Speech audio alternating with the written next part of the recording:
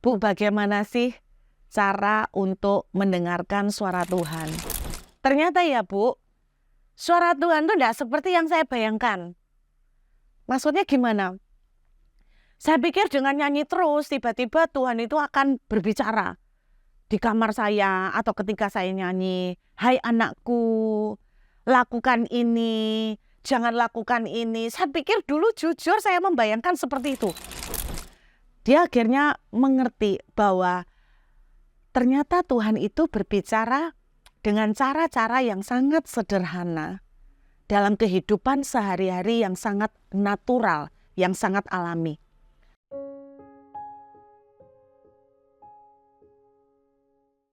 Saya kemarin mendengarkan satu cerita simple ya, satu cerita sederhana tentang bagaimana seseorang itu ingin sekali belajar mendengarkan suara Tuhan. Dia pernah tanya kepada saya beberapa tahun yang lalu, "Bu, bagaimana sih cara untuk mendengarkan suara Tuhan? Suaranya itu bentuknya seperti apa?" Susah kalau ditanya suaranya bentuknya seperti apa. Emang saudara bisa kalau ditanya suara suami atau istrimu bentuknya seperti apa? Anda bisa ngomong, "Oh, suami saya suaranya ngebas." Tapi kan berapa banyak macamnya suara ngebas. Terus Anda bilang suami saya bentuk suaranya tuh berat, agak ada mendesah serak-seraknya, serak-serak bahasa. Kita sulit membayangkan, kita sulit menggambarkan. Jadi bagaimana caranya adalah seperti domba-domba bergaul karib. Cuman itu, simpel sekali, bergaul karib. Karena domba-domba harus sering bersama-sama dengan gembala, maka mereka akhirnya hafal. Lalu ibu ini cerita, kemarin saya mendengar cerita beliau luar biasa. Jadi beberapa tahun lalu tuh pernah ketemu sama saya, lalu tanya itu saudara, karena dia tuh kepengen sekali bagaimana bisa belajar mendengar suara Tuhan. Dan saya waktu itu saya lupa saya memberi nasihat apa, tapi dia tuh cerita gini. Waktu itu Ibu Ruth cuman bilang begini, "Nyanyi aja," gitu loh. Saya sampai mikir gini, "Hah, iya kah? Saya dulu pernah nasihati dia supaya nyanyi terus." Jadi dia nyanyi terus sampai dia tuh cerita saya ketawa. "Saya ini sampai nyanyinya sering sekali loh Bu Ruth, sampai anak saya begini. Waktu dia ngelihat saya mulai duduk ancang-ancang gitu ambil langkah-langkah menyanyi, langsung anak saya tuh gini, 'Oh no,' sampai anaknya seperti itu, 'Oh no.'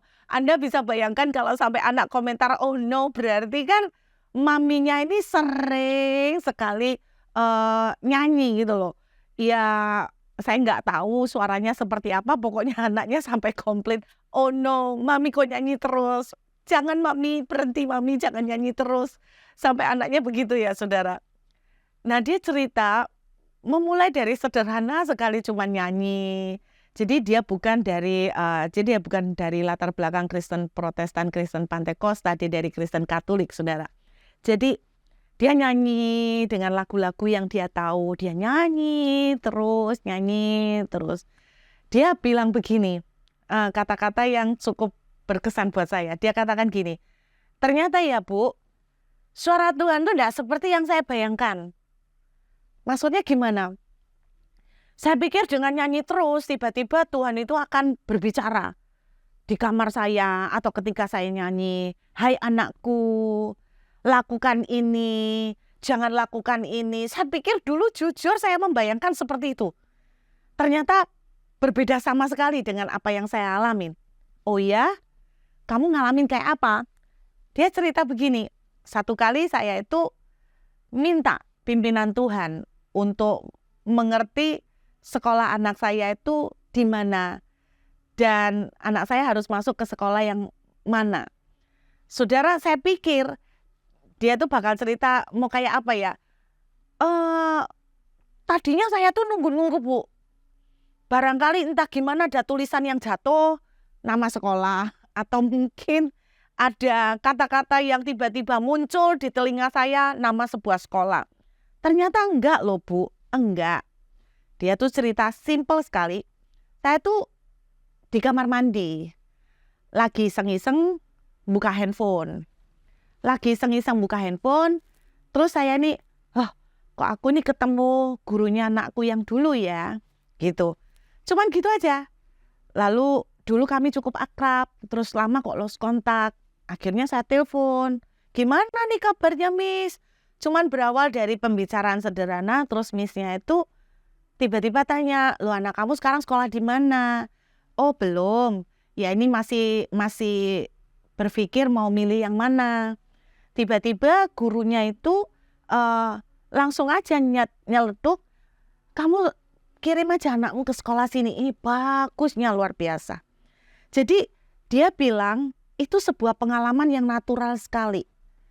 Tapi ternyata dia tuh bersyukur, itu cara Tuhan memberikan pimpinan, dia memasukkan anaknya karena anaknya itu dalam tanda kutip punya kebutuhan khusus.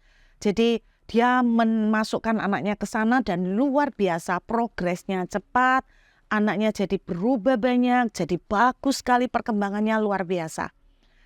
Dia akhirnya mengerti bahwa ternyata Tuhan itu berbicara dengan cara-cara yang sangat sederhana dalam kehidupan sehari-hari yang sangat natural, yang sangat alami.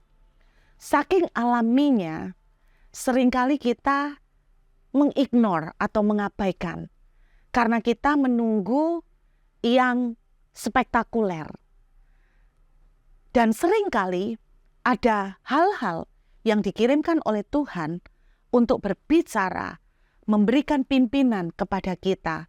Entah itu ada orang yang dikirim, entah itu ada kadang-kadang tiba-tiba saya pas membuka handphone, Tuhan bisa berbicara, menjawab pertanyaan saya melalui WhatsApp, seseorang tiba-tiba nyeletuk, atau melalui Instagram, ada konten uploadan yang muncul tiba-tiba, kira-kira seperti itu.